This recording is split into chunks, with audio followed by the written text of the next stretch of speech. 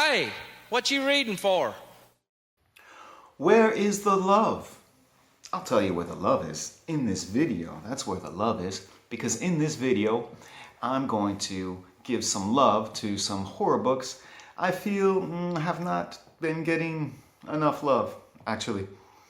If you're into horror, go ahead and hit that like button and throw some love to this channel by subscribing if you haven't already. I'm going to skip the intro sequence and get right to it because I'm anxious to get to the love. Based on a viewer recommendation, I'm going to take a look at underrated horror. So what I'm going to do is go through my Goodreads profile, my Goodreads bookshelves, and look at horror books that received aggregate star ratings of under 3.5 stars. Now, I will confess that when I am considering reading a book, if I hear about it or if it gets recommended to me, I will immediately go check Goodreads. I'll look at the blurb and I'll look at the star ratings. And I've been doing this for years, and I should know better because more often than not, the star ratings have no correlation between whether I'm going to like the book or not. But I still haven't broken that habit yet. Now, some of the books that received very low ratings, I get it. I too did not enjoy these books, and I understand why they received low ratings. But many books that received low ratings, I understand why some people might not like it, but I think that they were great books, and I'll tell you why. And then there are a few on this list that just baffle me that they received such low ratings because they're excellent books. And we'll kick things off with A Dark Matter by Peter Straub, which has an aggregate star rating of 2.98 stars. It's very low for Goodreads. Now, I get why this has such a low rating. In fact, when I read it, I gave it 2 stars because it is very slow. It's a very slow book, and it took me a long time to get through it. I did not enjoy the read. However, this was years ago, and since then, I have, on many occasions, found myself thinking about this book and remembering it and looking back on it fondly. Because what this book does, it explores some very interesting topics, some interesting ideas, and it plants a seed in my mind, which has me going back to it and thinking about it. So it's one of those books that I didn't enjoy it while I was reading it, but years later I look back on it and go, oh yeah, that was quite interesting. This was my first Peter Straub experience. I then went on to read Ghost Story, probably his most famous, and that is also a very slow book. So I think when you go into a Peter Straub book, you should expect a slow pace. I enjoyed A Dark Matter more than I enjoyed Ghost Story. And I think that if you're prepared for a slow-paced book, A Dark Matter does explore some very interesting ideas. And it deserves a higher rating than 2.98, I think. Although I'm guilty of bringing the rating down because I only gave it 2 stars. Okay, fair enough. Moving on, the next book on the list is Psycho 2 by Robert Bloch, which has a 3.2 star rating. I also gave this book 2 stars. It's not a good book. However, it has an excellent opening. So if you read the first 2 chapters, it's fantastic. Read the first 2 chapters, then you can skip the rest of the book. Yeah, so even though I think it's not a good book, it does have some positive attributes to it. Moving right along to a book that I am not happy is on this list, and that is Apartment 16 by Adam Neville, which has a 3.20 rating. This book is excellent. I think it was rated so low because this was his second book coming after his debut, Banquet for the Damned. And Banquet for the Damned is a gothic horror, like a pretty straight-ahead gothic horror. It's very good. So I'm guessing that readers went into Apartment 16 expecting a gothic horror experience, but Apartment 16 is not that. It's set in modern-day London, and it's about this painter who lives in a kind of posh apartment building, and he makes some kind of deal with dark spirits where he explores dark spirits to help him with his art creations. And he opens some kind of portal to another dark underworld, and he dies, and then years later that portal is still kind of open, and there's still a presence that works in this apartment building, and it has an effect on all the residents. In fact, when they leave the residence, they become disoriented. They forget why they've stepped outside. They can't remember who they are or where they're going, so they have to return to the apartment building. So it has a very interesting effect on the people living there. And in fact, I thought this book was so good, I included it on my list of most unique haunted house books. I think it's excellent. I'm very not happy that it has received such a low star rating. Moving on, Mr. Be Gone by Clive Barker, which isn't really a horror book. I think it's more dark fantasy. But because the name Clive Barker, perhaps many readers were expecting a horror experience. Also, this book has a unique premise to it. It begins with the book addressing the reader and imploring the reader to burn it. It's a demon who possesses the book, and he tells the reader, please burn this book. And I thought it was great. It was fun. It was a unique perspective, a unique idea to take with the book-reader relationship. And either you're on board with that premise or you're not. I think those first 2 pages are going to make it or break it for you. And for me, I was definitely on board, and I thought it was fun and it was inventive. It's quite dark and violent at times, but in a Clive Barker kind of way. But I love Clive Barker's writing, and so I gave that book 5 stars. Not really a horror book, though, although there is a lot of blood and violence to it, and there's a demon. More of dark fantasy. Still extremely enjoyable. Moving on, we have The Doll Who Ate His Mother by Ramsey Campbell. I think this was his first book, actually. What a great title, The Doll Who Ate His Mother. And I think that is part of the problem of the book, because it's not technically about a doll, and it doesn't technically eat its mother. So the book doesn't really deliver on the promises that it makes, but it's still a fun story, and it's well done, well executed, and interesting. I quite enjoyed it. I think this is a case of a book with the title, with the cover, with the marketing sets expectations for the reader that it doesn't meet. It doesn't really even try to meet, actually. But if you're able to meet the book on its own merits or for what it is, I thought it was very good. Now, I do personally struggle to adjust my expectations while I'm reading a book.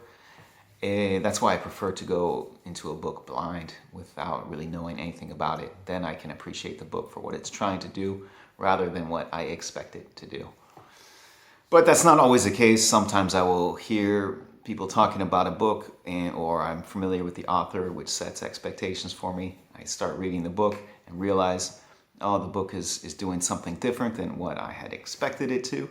And then I need to adjust my expectations, and I am not always successful. So The Doll Who Ate His Mother, for some reason I did still manage to adjust my expectations, even though I kind of wanted a doll that ate his mother, literally. But that's not what the book gives me, but I did like what it gave me. Moving on to a book I am very upset is on this list, and that is Raw Blood by Catriona Ward. Now, this was her first book, and it has received an aggregate star rating of 3.38, which is far too low because I thought this book was amazing. Now, this is historical fiction horror, and it has many different timelines with many different perspectives. We have timelines and perspectives from the mid-19th century, late 19th century, early 20th century, and mid-20th century. And Catriona Ward is an extremely talented writer, and what she will do is she will adjust her writing style to meet the perspective and meet the timeline she's writing for. So it does create a difficult read. I won't lie to you, I did struggle with it. And like a Catriona Ward book, we don't really know what the book is about until we've finished it. So it does ask a lot from the reader, but I thought the payoff was spectacular and definitely worth it.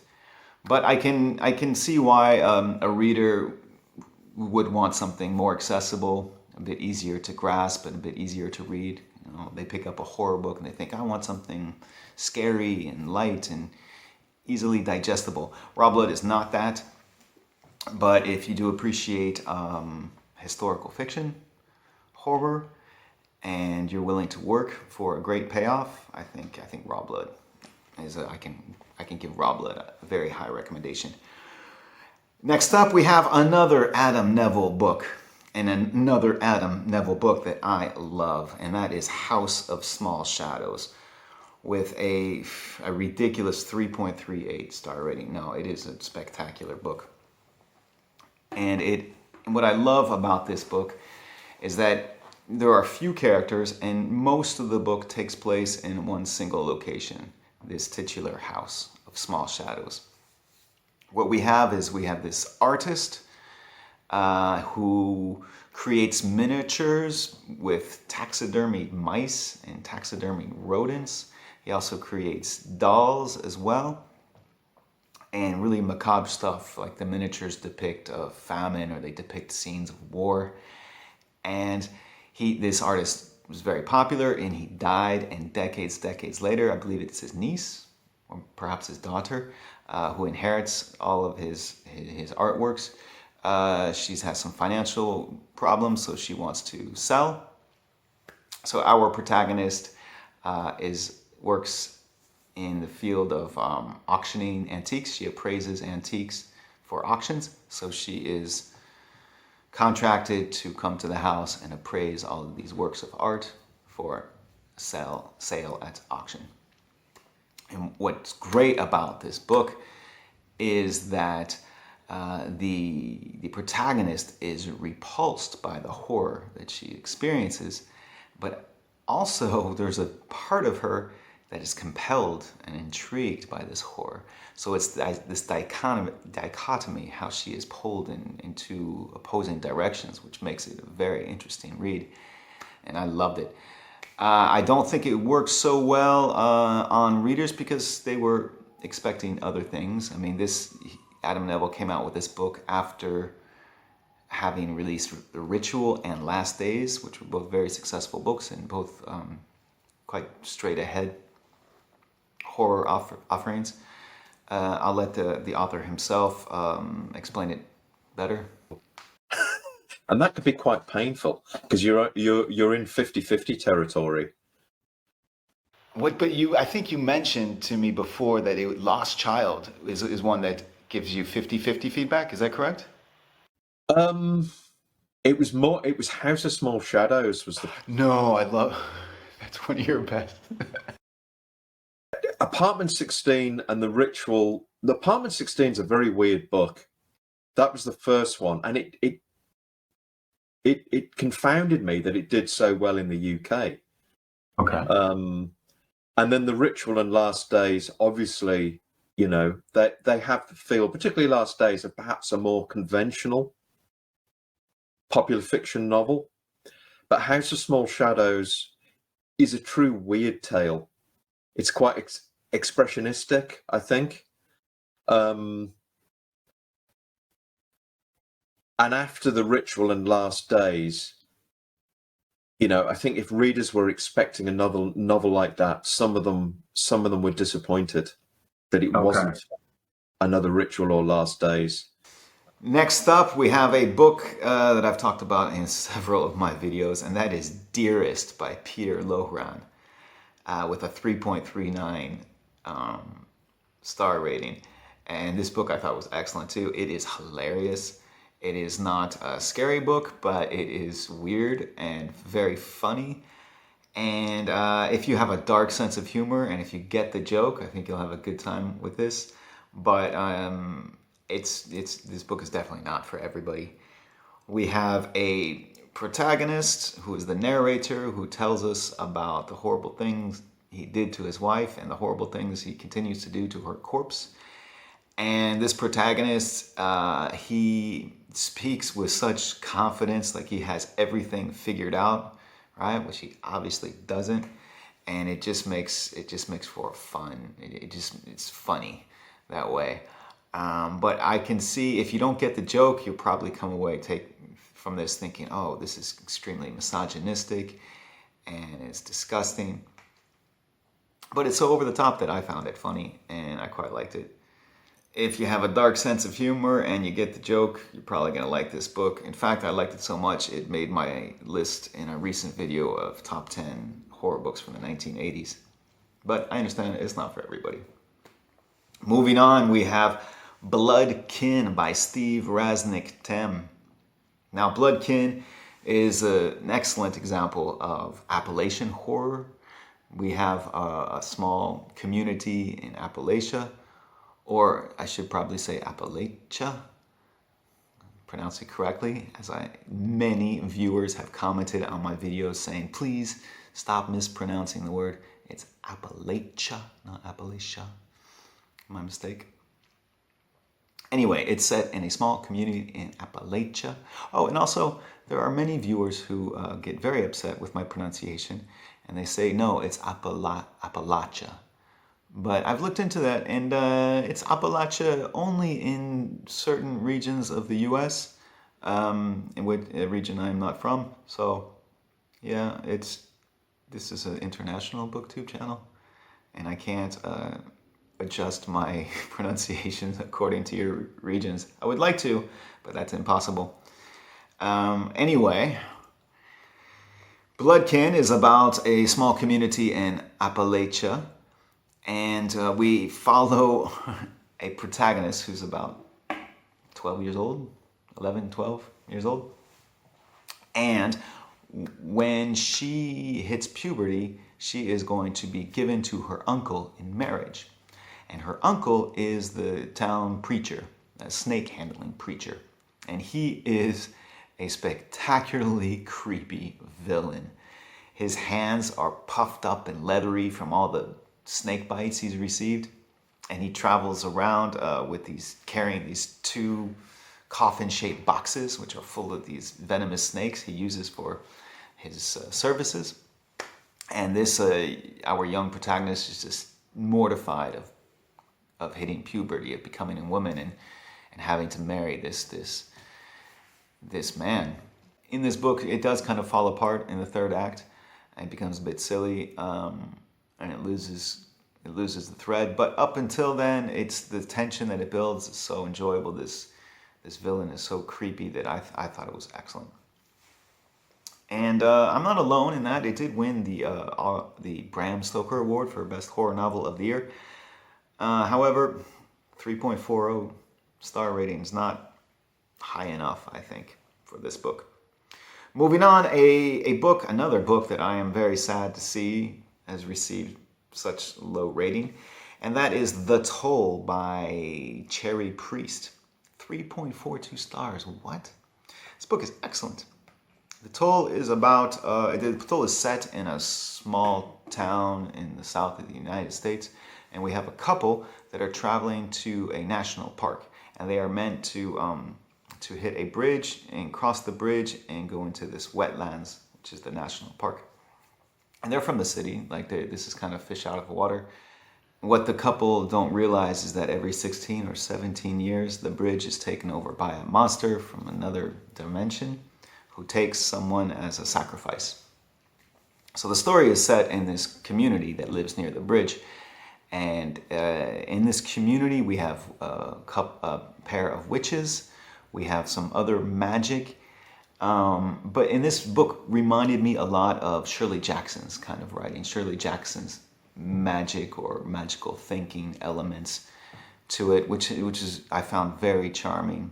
I love the characters. I love the little world in this village. It's a small village lost in time.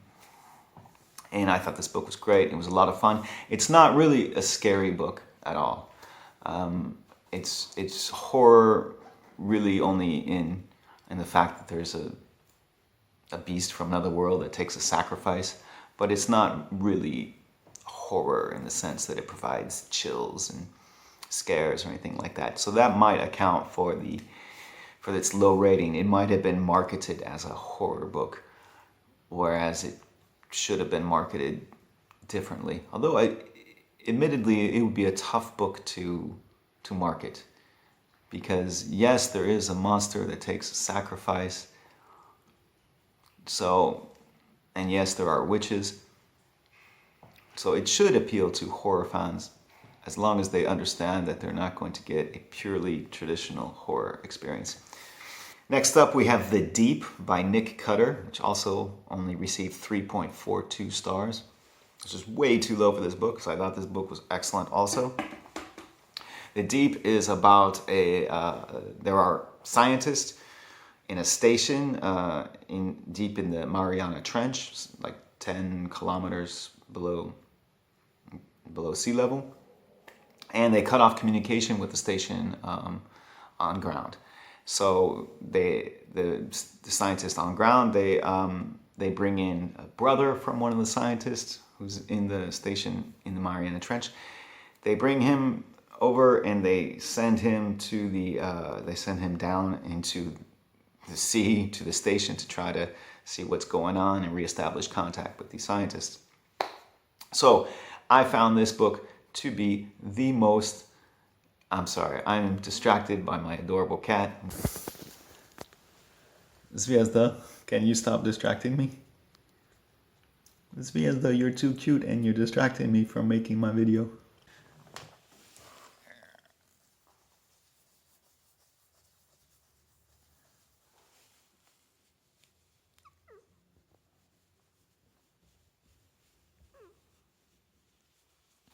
Now, I am someone who does not appreciate being trapped in small, confined, cut off places.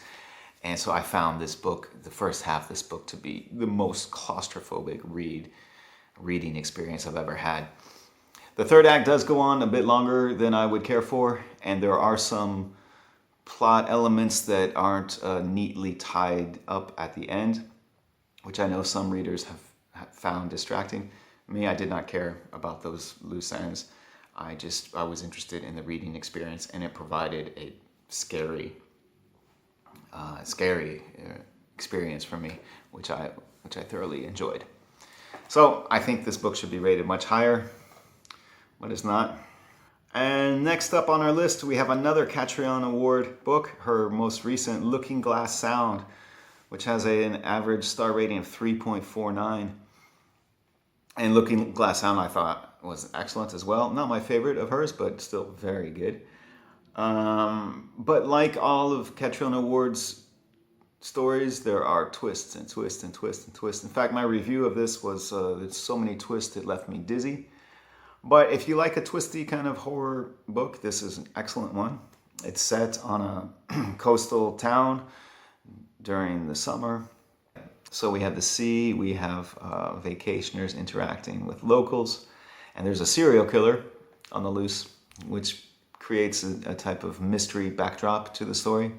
I don't know why it's received such a low rating. I understand so many twists, that's not going to work on everyone, but I think at this point, you should be expecting a lot of twists from a Catriona Award book.